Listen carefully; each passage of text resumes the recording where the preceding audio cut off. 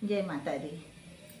आप सबके हम सुनावत है देवी पचरा गीत। बहुत पुराने पुराने पचरा आप सबको सुनावत है। आप सब सुने और खूब बढ़िया आशीर्वाद दें। पहिला परग मैया धरली धरतिया हो कि मांगई लागिना, मैया मोरी मांगई लागिना। ओही दूधवा की धरिया मैया मांगई लागिना, आपने दूधवा की धरिया मैया मांगई लागिना। दूसरा परग मैया धैली जब धरतिया हो कि मांगई लागिना, मैया मोरी मांगई लागिना।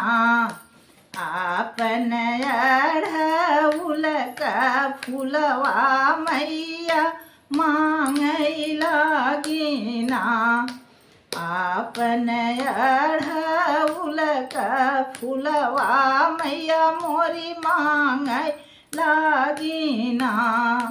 तीसरा परग मैया धरली धरतिया हो कि मांगई लागिना, मैया मोरी मांगई लागिना।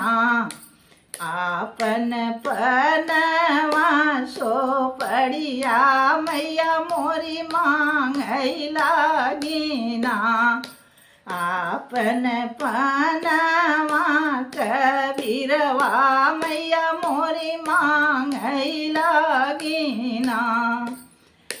चौथा परग मैया धरली धरतिया हो कि मांगई लागिना, मैया मोरी मांगई लागिना। आपन मलिया सेवकवा मैया मोरी मांगई लागिना, आपन मलिया सेवकवा मैया मांगई लागिना। पचवा परग मैया धरली धरतिया हो कि मांगई लागिना, मैया मोरी मांगई लागिना। आपन हीरा सेवकवा मैया मोरी मांगई लागिना, आपन हीरा सेवकवा मैया मोरी मांगई लागिना। छठवा परग मैया धरली भूइयवा हो कि मांगई लागिना, कि मैया मोरी मांगई लागिना। आपन पंडित सेवकवा मैया मोरी मांगई लागिना, आपन पंडित सेवकवा मैया मोरी मांगई लागिना।